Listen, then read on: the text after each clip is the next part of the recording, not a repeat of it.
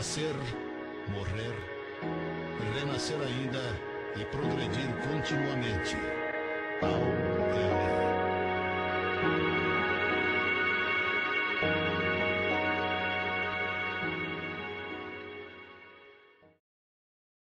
Hoje nós teremos uma reunião e como é primeira quarta-feira do mês de outubro, normalmente nós fazemos esta reunião alusiva a Allan Kardec. E justamente nesse mês de outubro está sendo realizado aqui em Araçatuba, por uma iniciativa da USE Municipal, o Mês Espírita, que tem palestras em rodízio por todos os centros da cidade.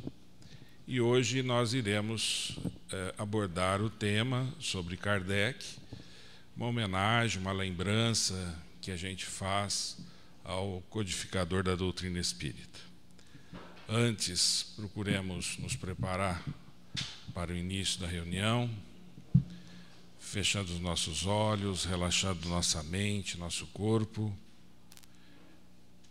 e elevando os pensamentos a Deus, nosso Pai, a Jesus, nosso Mestre, rogando amparo para a reunião desta noite, em que nos lembramos do codificador da doutrina espírita, Allan Kardec.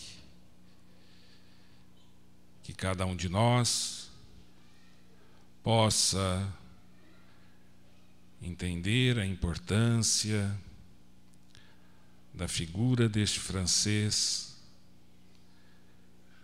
que uniu todos os ensinamentos dos espíritos em obras, no sentido de fazer com que nós e todos aqueles que procuramos a doutrina espírita nos esclareçamos a respeito de seus princípios, que sem duvidamente faz com que a nossa rota de vida seja direcionada para o bem, buscando sempre o melhor para fazermos ao nosso próximo,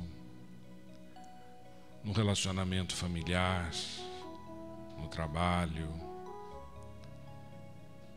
que nós possamos, nesta reunião, nos lembrarmos dos ensinamentos kardecianos e, acima de tudo, procurando refletir sobre eles, como eles podem interferir em nossas vidas, no sentido de sermos pessoas melhores do que ontem e que visam um futuro de paz, um futuro de progresso para todos. Rogamos, Senhor Jesus, o teu amparo. Em especial, rogamos a presença de João Luiz dos Santos, Emília Santos, Irma Ragazzi Martins, Benedita Fernandes, tio Rolandinho, minha mãe, demais espíritos amigos, espíritos familiares, que possam nos ajudar, amparando a todos os presentes, fortalecendo-nos e coordenando as nossas atividades. É contando com este amparo que iniciamos a nossa reunião. E que assim seja. Nós teremos inicialmente a apresentação do coral.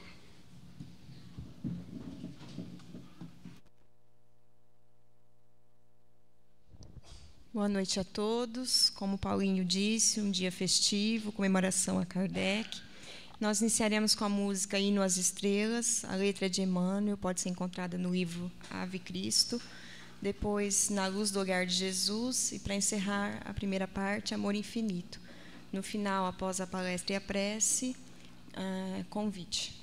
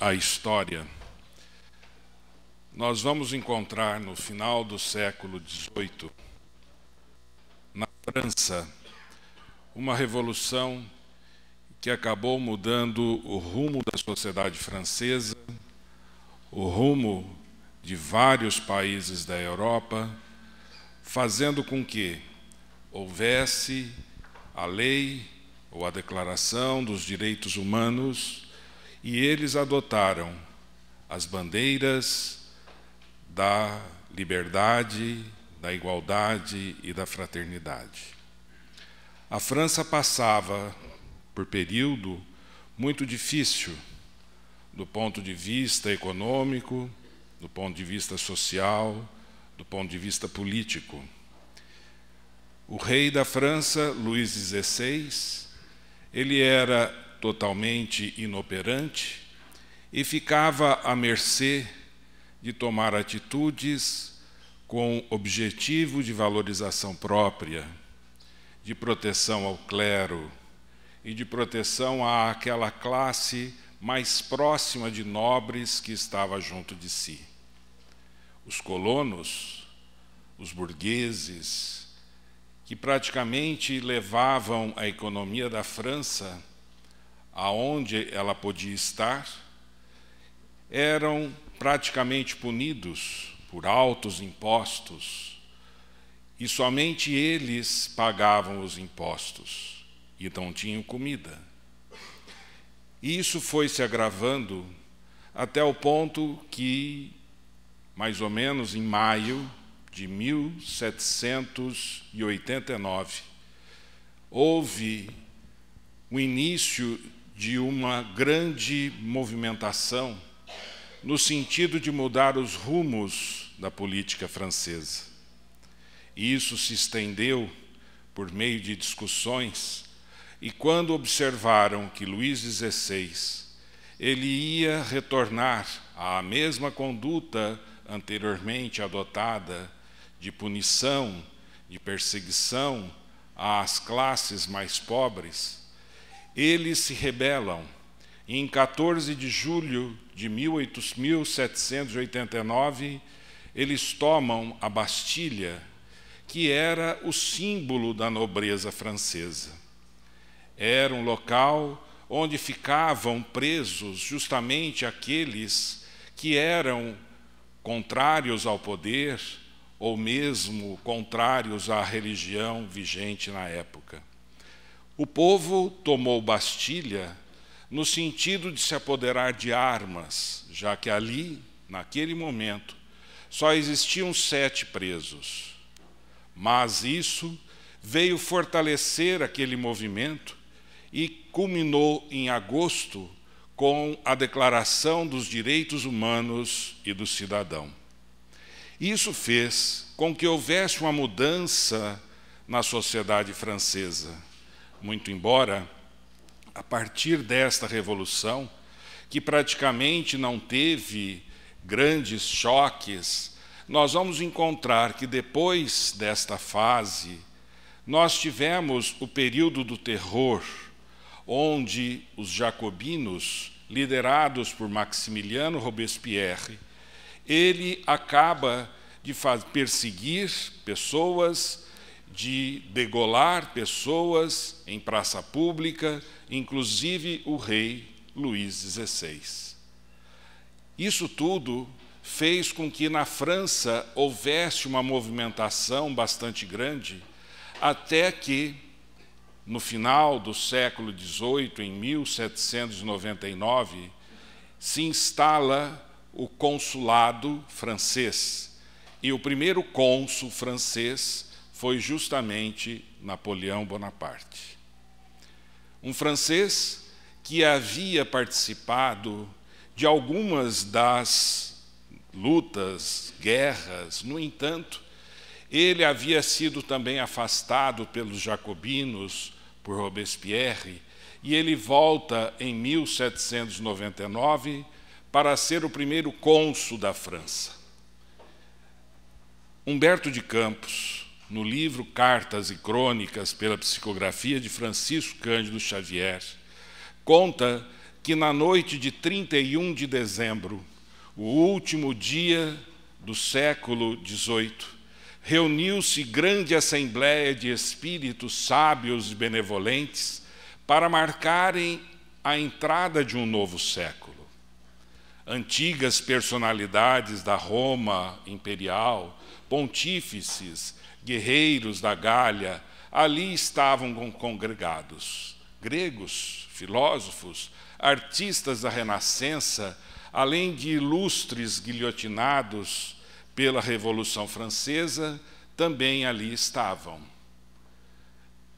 Também se aproxima um grupo de almas encarnadas, e nós vamos ver que entre elas, e presentes no desdobramento do sono, estava Beethoven, Ampère, Faraday, Goethe, Pestalozzi, o Papa Pio VII e Napoleão Bonaparte, o primeiro cônsul francês. Todos eles rendiam homenagens ao primeiro cônsul da França, mas ele limitava-se a responder às homenagens, a todas aqueles louvores recebidos, apenas com acenos discretos. Eis que, de repente, entra no recinto inúmeros espíritos iluminados, resplandecentes, nas palavras de Humberto de Campos. Dentre todos, um deles avultava em superioridade e beleza espiritual. Foi então que Napoleão Bonaparte se coloca em lágrimas. E este espírito dirige-se a Napoleão e diz: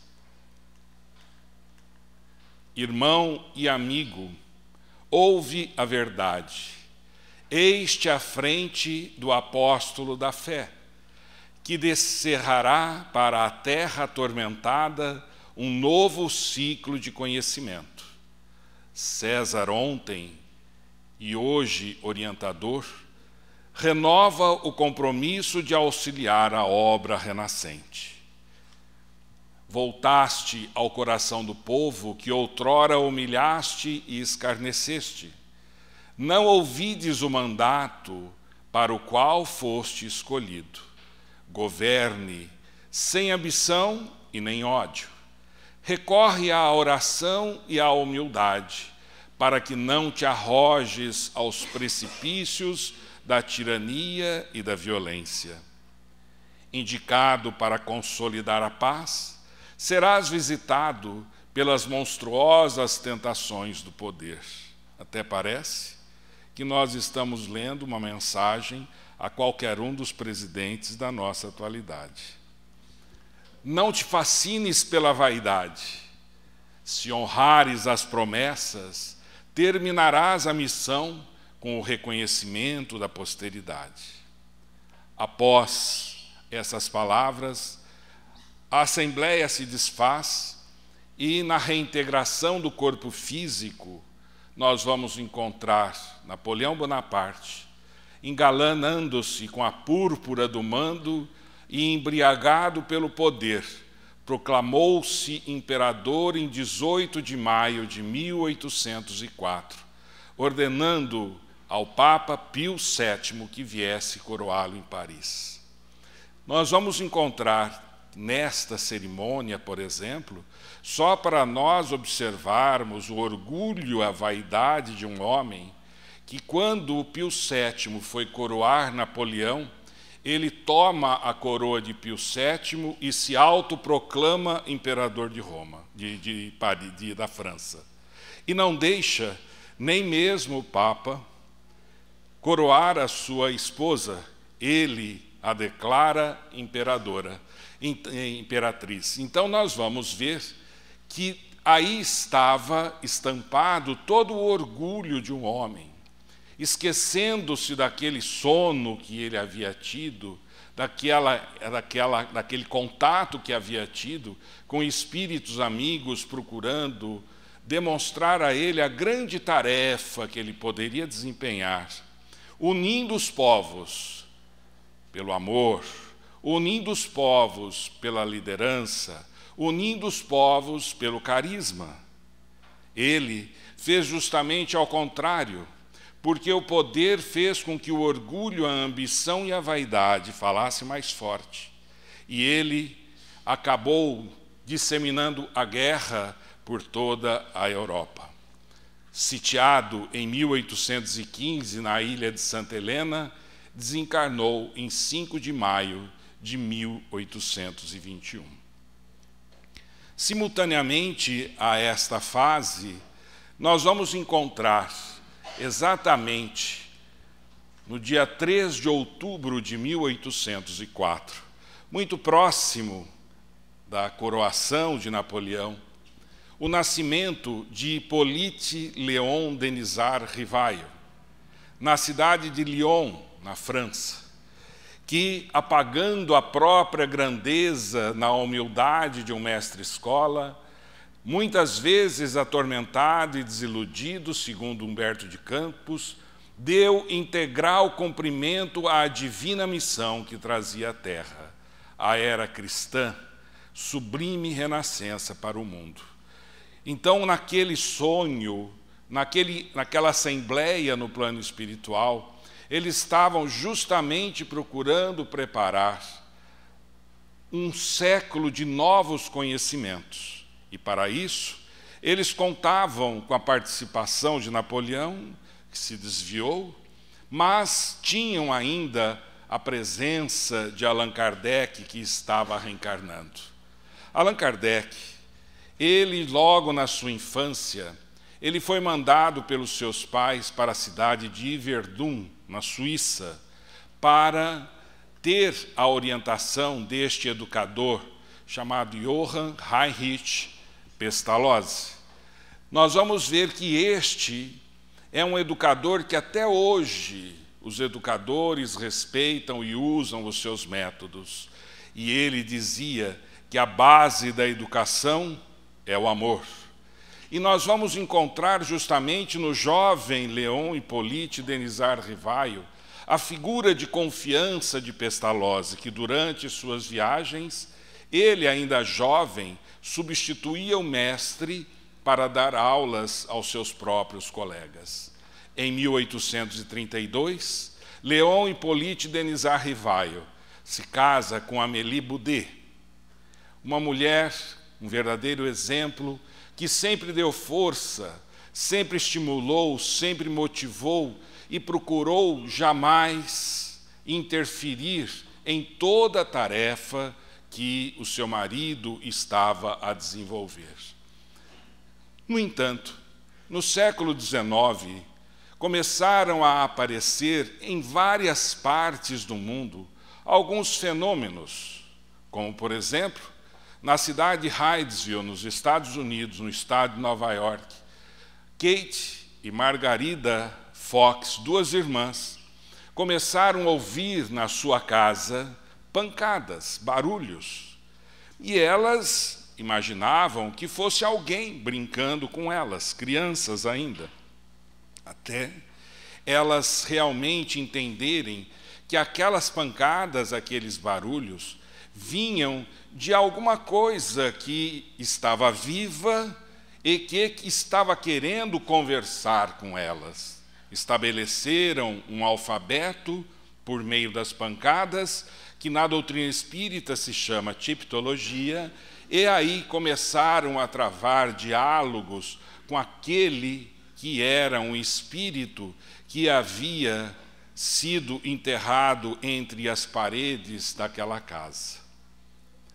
Este fenômeno, o fenômeno de Hydesville, ele também aconteceu em outras partes do mundo, mas o fenômeno que ficou mais famoso foi justamente o fenômeno das mesas girantes, que em 1850, na América e em vários países da Europa, também nos clubes parisienses as pessoas se reuniam e impunham mãos sobre uma determinada mesa, sobre um determinado objeto, e ela fazia movimentos. Quando Allan Kardec, quando o professor Rivail, ele vê esses movimentos, ele ficou em dúvida se aqueles movimentos eram movimentos físicos ou movimentos que estavam sendo estimulados, motivados por alguma coisa, por alguma força presente no ambiente.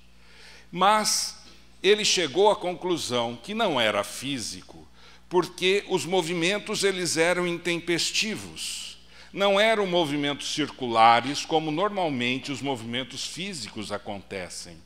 E aí, então, ele começou a olhar aquele movimento, ele que fora convidado várias vezes para assistir a essas sessões, declinando a todas, porque ele não podia acreditar na sua personalidade séria, grave, na sua personalidade extremamente consciente, ele não poderia acreditar que uma mesa poderia se movimentar. E aí, então, ele fala que ele somente poderia acreditar naquele movimento se aquela mesa tivesse músculos para se movimentar, nervos para sentir. E aí ele começa a estudar. Ele passou a observar de uma forma mais incisiva a questão da manifestação dos espíritos, o nome que ele deu àqueles que estavam desencarnados e se comunicando por meio dos médiuns. Reconheceu desde o início que a ação do mundo invisível seria uma das forças da natureza, cujo conhecimento explicaria uma imensidade de problemas tidos por insolúvel. Então ele, já em 1855, ele já havia concluído, por vendo os fenômenos que aconteciam, fenômenos de efeitos físicos, que havia alguma inteligência extracorpórea manipulando todos aqueles movimentos e respondendo de forma inteligente às perguntas que eram feitas. No início, então, o professor Rivaio tratou os fenômenos espíritas com curiosidade.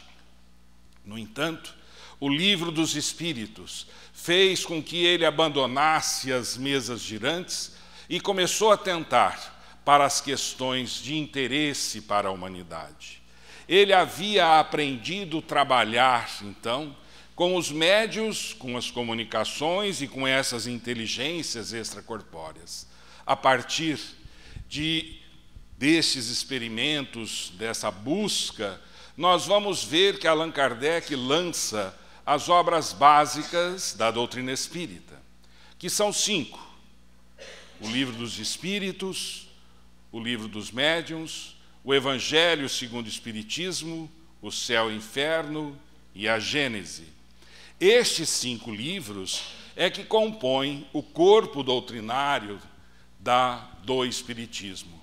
No entanto, Kardec não escreveu nada com ideias preconcebidas ou sistemáticas.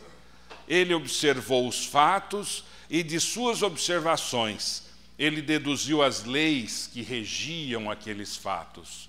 Foi o primeiro a apresentar um corpo de doutrina metódico e regular.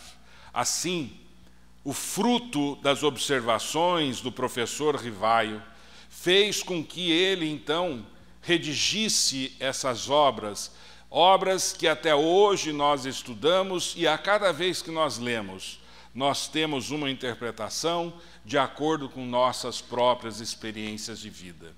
Em 1857, ele lança o Livro dos Espíritos, que trata da filosofia da doutrina espírita.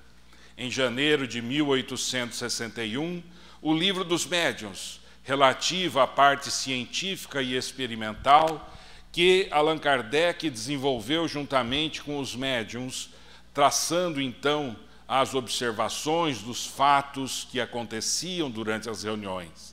Em abril de 1864, e portanto o ano que vem completando 150 anos de seu lançamento, o Evangelho segundo o Espiritismo, que fala sobre a parte moral da doutrina espírita.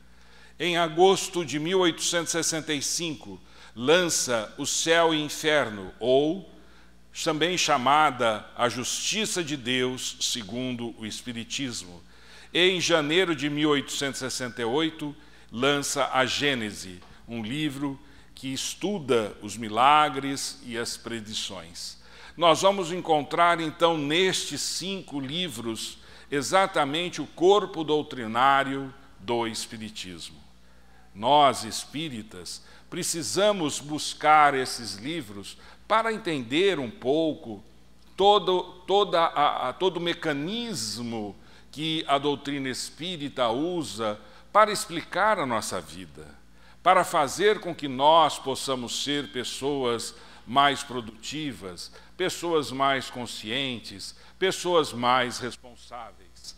Mas ele não se deteve somente nas obras. Ele, em 1858, em 1º de janeiro, lança a Revista Espírita, um periódico mensal de divulgação dos estudos psicológicos, de forma que as pessoas tinham acesso mensalmente às informações de tudo aquilo que estava acontecendo ao redor dos estudos psicológicos que ele desenvolvia em reuniões inicialmente em sua casa, mas que, ficando pequena, porque não poderia abrigar mais do que 20 pessoas, ele cria, em 1858, a Sociedade Parisiense de Estudos Espíritas.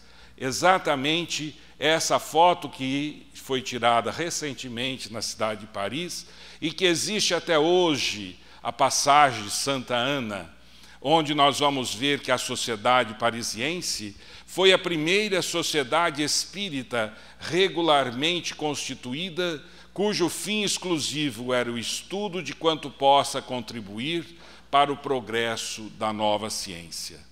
Nós vamos ver que a tarefa de Kardec foi uma tarefa continuada, uma tarefa incessante, que não foi apenas fazer aqueles 5 livros, ou apenas, entre aspas, mas ele, além de ter as reuniões semanais na Sociedade Parisiense, ele coordenava a Revista Espírita e ainda tinha as viagens pelo interior da França, onde ele fazia as suas palestras. Allan Kardec, professor Rivaio, ele desencarna em 31 de março de 1869, vitimado por um aneurisma. E aí nós vamos encontrar uma frase que está na Revista Espírita, que na terra a obra substituirá o obreiro. Isso quer dizer que a doutrina espírita não estava personalizada em um ser humano.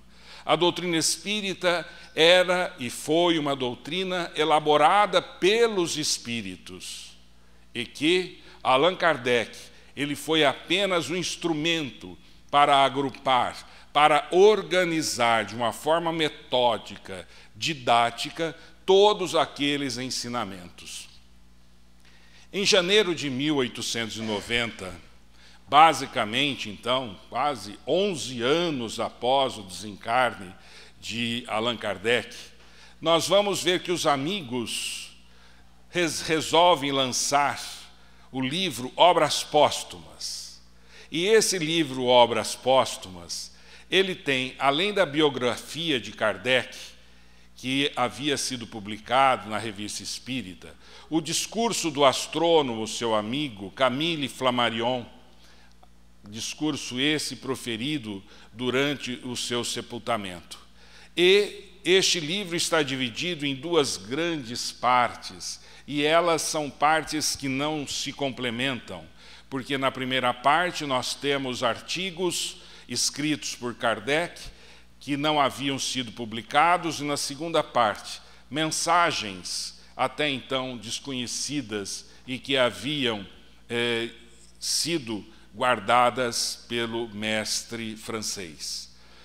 A bandeira de Allan Kardec, em toda a sua vida, foi trabalho, solidariedade e tolerância.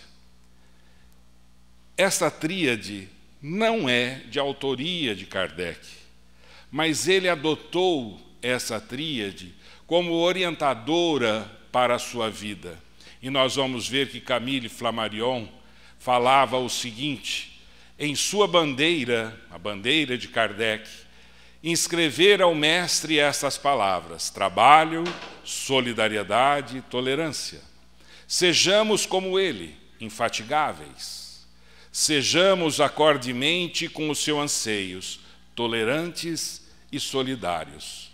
E quando nós passamos a refletir sobre estas três palavras, trabalho, solidariedade e tolerância, nós vamos encontrar que o trabalho, realmente ele se aplica a todos nós, desde o trabalho formal, as realizações pessoais, mas acima de tudo, para nós termos mãos e mentes ocupadas, no sentido de nós utilizarmos o nosso potencial, a nossa inteligência, fazendo com que a nossa vida seja realmente produtiva. Não adianta nós conhecermos se este conhecimento não é compartilhado com alguém. E compartilhar este ensinamento não é somente solidariedade, mas é também nós passarmos ao outro a experiência de um trabalho realizado. Quando nós realizamos um trabalho de uma forma responsável, de uma forma a ser realmente direcionado para o progresso próprio ou um progresso coletivo, nós estamos executando algo que fica guardado, pelo menos nas observações das pessoas. E aí muitas pessoas chegam e falam: puxa, como você trabalha, o que você fez, como você arruma tempo, como você faz. É quando nós não nos preocupamos com os imediatismos, com as quirelas da vida e realmente procuramos fazer com que a nossa vida tenha um direcionamento útil. O trabalho faz com que o nosso tempo seja preenchido, como foi preenchido o tempo de Kardec, como foi preenchido o tempo de líderes espíritas, como, por exemplo, Francisco Cândido Xavier, ainda vivo, Divaldo Pereira Franco. Assim, nós vamos ver que o trabalho deve ser o direcionador para as nossas atividades sempre, mas um trabalho destemido, um trabalho que busca realmente, por meio da solidariedade, fazer com que algo seja aplicado em favor do nosso próximo. Vejam que a solidariedade é a caridade em ação. É o ideal do bem corporificado. Então, nós vamos realmente ser solidários quando nós compartilhamos e fazemos com que o nosso próximo tenha, a partir de nossa experiência, algo positivo, algo de bom. E também a tolerância, que é outro ponto muito importante que Allan Kardec tinha justamente quando ele analisava as diversidades, todas as diversidades e, muitas vezes, as adversidades que ele teve em sua vida. Mas ele sempre dentro do equilíbrio, sempre dentro do bom senso, ele levou adiante e fez com que o próximo tenha sido respeitado. E é o que nós precisamos fazer, ter respeito ao próximo, ter respeito ao direito do nosso próximo. E nós vamos ver que este respeito ao próximo, ele é visto que a nossa ação realmente termina quando começa o direito do próximo, quando começa a ação do nosso próximo. Nós precisamos entender a grande diversidade de pessoas que existem, desde raças até as culturas, e nós precisamos entender isso como uma oportunidade de aprendizado. Portanto, sermos tolerantes é algo que deve realmente vigorar em nossa vida, acima de tudo, para nós desenvolvermos o papel cidadão, para nós executarmos a cidadania e fazermos-nos úteis também à sociedade, também ao desenvolvimento da cultura e da educação do povo. no livro A Gênese, nós vamos ver que Kardec coloca até aqui, e isso no século XVIII, a humanidade tem realizado incontestável progresso, mas resta-lhe ainda um imenso progresso a realizar. Fazer com que reine entre os homens a caridade, a solidariedade e a fraternidade, que lhes assegure o bem-estar moral. Somente assim nós poderemos estar completos quando nós realmente sentirmos dentro de nós este bem-estar, a consciência tranquila do dever cumprido.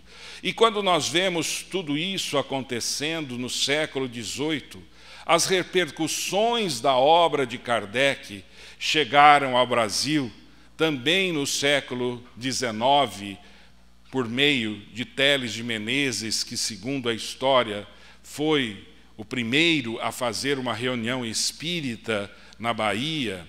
E nós vamos ter que, a partir daí, a doutrina espírita se desenvolve no nosso país.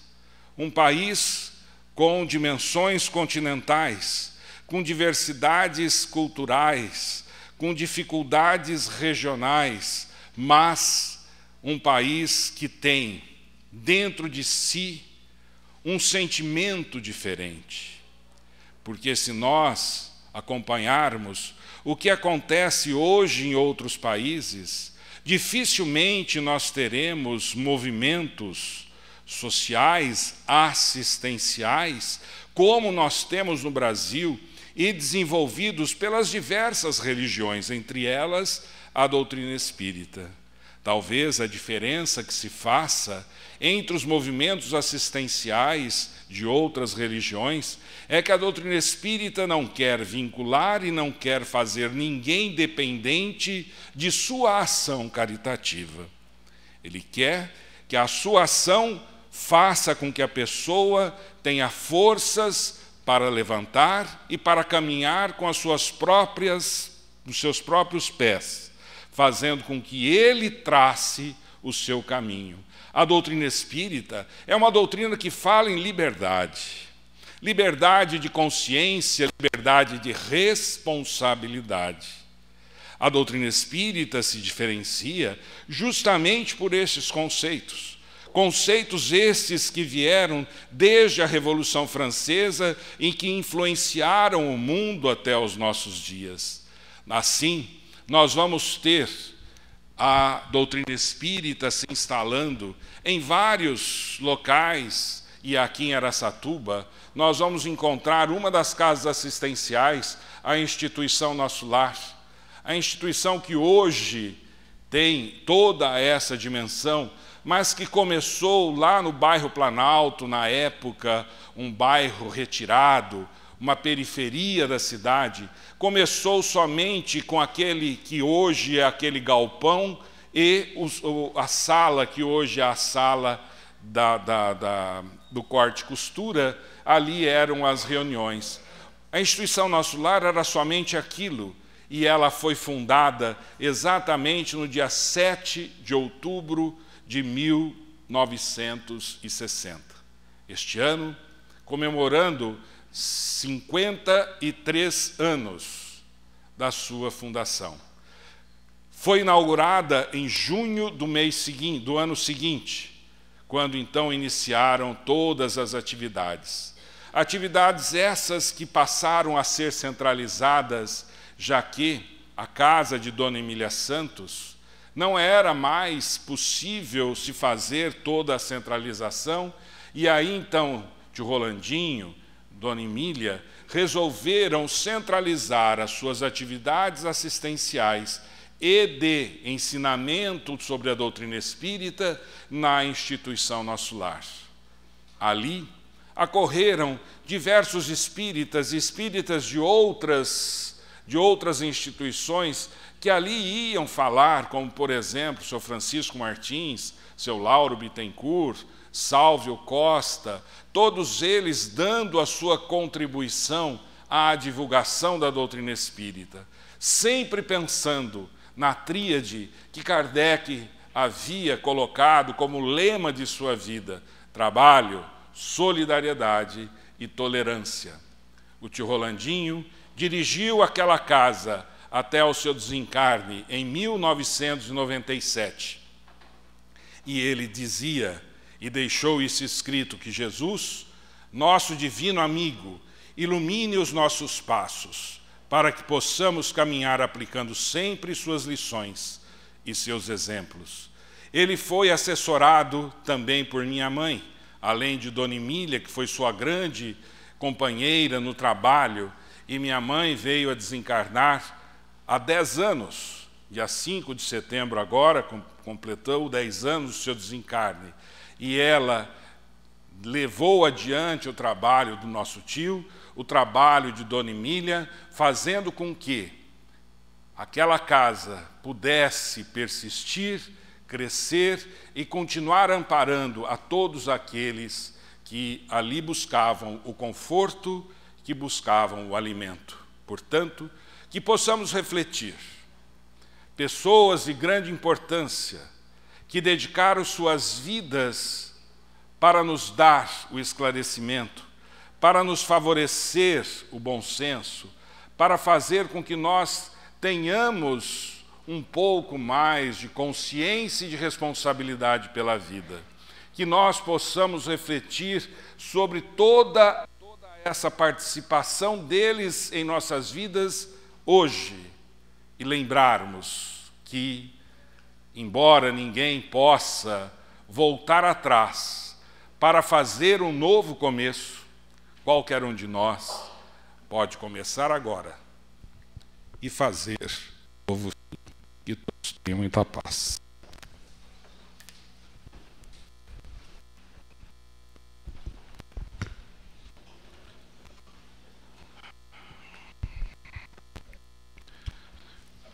Continuemos por mais alguns instantes,